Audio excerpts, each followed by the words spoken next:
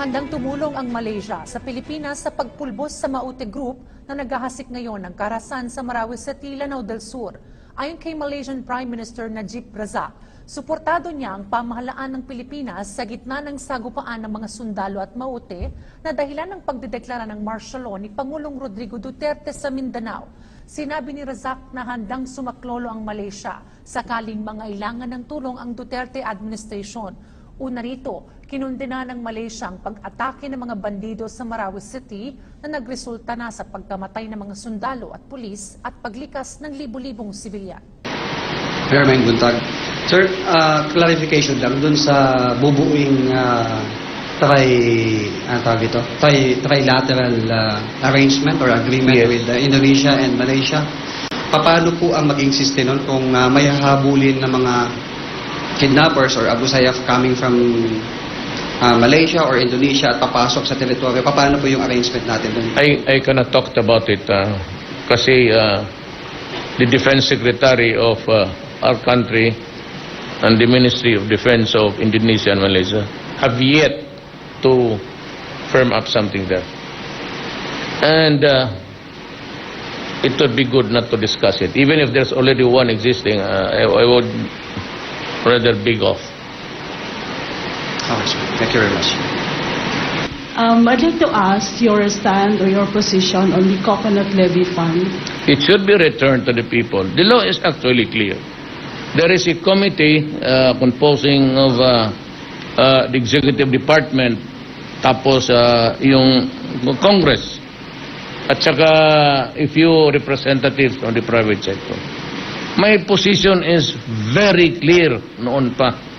I want the money returned immediately to the people. But the problem is, ang decision nagsabi, you cannot determine anymore the many coconut farmers who were affected at the time or who were prejudiced. So ang ginawa, the court, Supreme Court made some suggestion of how to go about it. Improving the quality of the coconuts, funding projects related to the coconut industry. Pero yung pera, medyo malabo na yun. The Supreme Court said so. Pero kung sa uli, I want it returned by way of building institutions, agencies that would enhance the coconut industry. Asap ako dyan kasi pera ng tao yan. Pati kami nag-contribute dyan sa levy na yan. Yung pamilya namin. Okay. My mother's coconut, not ours. Okay, second question, I'd like to follow up on Trump, President. How do we foresee relationship Philippines and America with Trump's administration? Would it be friendly? As is, we are friends with an ally. We have an RP-US military pact that was 1954, I think, vintage. That would bind us in the matter of saying whether or not you side with this or that. But I do not foresee any war in the next 100 years. So we will maintain our cooperation of the committee. The respect should be there, and in all matters that would affect our two countries, especially the treaties that we signed with them, and the so many agreements, it will be honored, all of these things. President Rodrigo Duterte expects additional investments from Malaysian businessmen. The president expressed such optimism upon his arrival early this morning in Davao City from a two-day official visit to Malaysia. He told business leaders that the Philippines is open for business and administration will provide the environment that is conducive for industries to thrive. More of this report from Aya Macalma. Open for business. This was the message of President Rodrigo Duterte to the business sector, indicating the country countless opportunities that await investors in the country. The chief executive made a statement after concluding his state visit to Malaysia. He considers the said country as partner in boosting growth and economic development in the Philippines. Malaysia continues to be a partner for growth and development.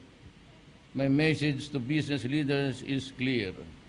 The Philippines is open for business, and we will provide environment that is conducive for industries to thrive. Business leaders expressed confidence in many of the opportunities for investment in the Philippines. For its part, the Malaysian government promised to be of assistance in major projects of the country, including infrastructure, mass transportation, and agricultural projects.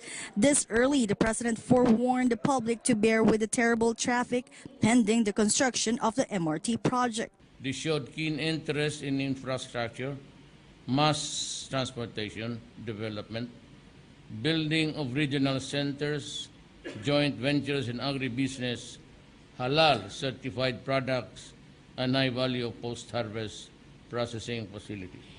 Aside from these, the two Southeast Asian nationals also agreed on stronger security measures in the open seas to keep terrorists away from their borders and prevent them from committing criminal acts. Earlier this year, we made headway with the signing of the framework for trilateral arrangement between Indonesia, Malaysia, and the Philippines on immediate measures to address security issues in the maritime areas of common interest. With Malaysia, we committed to explore all available options to ensure greater collaboration in the joint coordinated pursuit, the interdiction and the arrest of criminal and terrorists plying the waterways between our countries.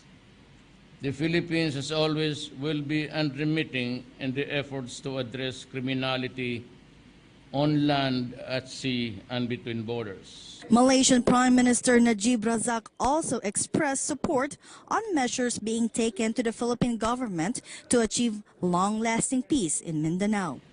We also committed to sustain the efforts to achieve just and lasting peace in Mindanao. As we proceed with the implementation phase of our peace process, Malaysia will continue to play an important role. The Philippines is ready to work with Malaysia and all partners interested in securing for generations of the Mindanaoans and Filipinos a future free from fear and conflict. The Secretary Doresa, and the Prime Minister had a very fruitful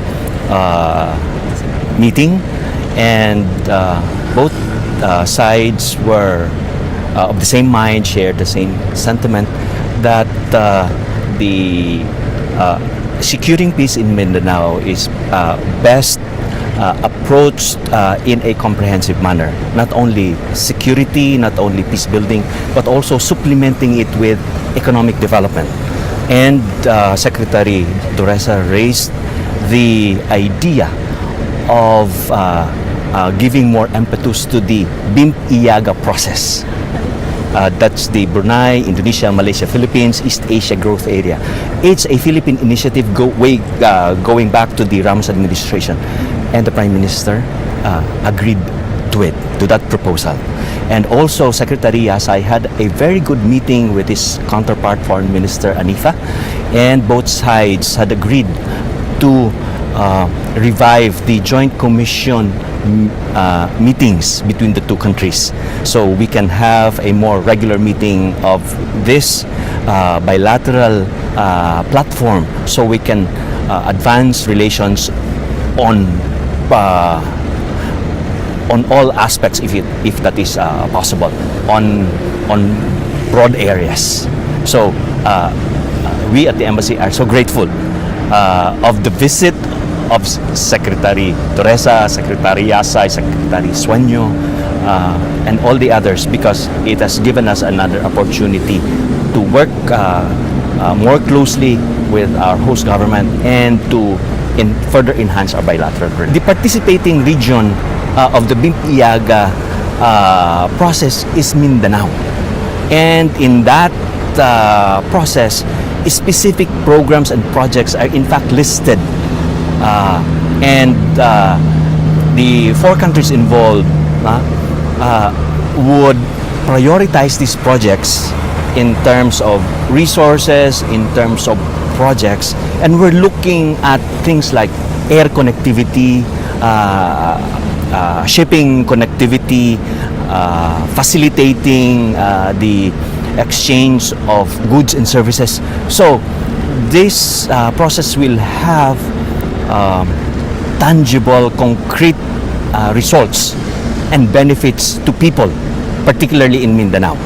And I think that is what the President had wanted also, because he would like to spread the benefits of development down to the grassroots, particularly Mindanao, which has been neglected for quite some time. Last night, Malaysians and Filipinos came together, some 250 of them, to have a high tea or a cocktail reception to honor the presidency of President Duterte. And the initiative came from Malaysians. So I, as in the embassy, we were surprised that the message of the President has resonated not only within our country, but also overseas, particularly among Malaysians. So we were so happy to have worked with this group to have that high tea in honor of President Duterte. And we told them that we are deeply humbled and grateful for this expression of solidarity and support. And in my recollection, this is probably the first that I know of such a testimonial for the President overseas. I may be wrong, but as ambassador here, we're happy to have had one in honor of our President. Well, we're very excited to see the President and to receive him. And I'm sure the reception would be so warm and people would be so excited. And if I may just add, the Filipino community here voted overwhelmingly for President Rodrigo Roa Duterte.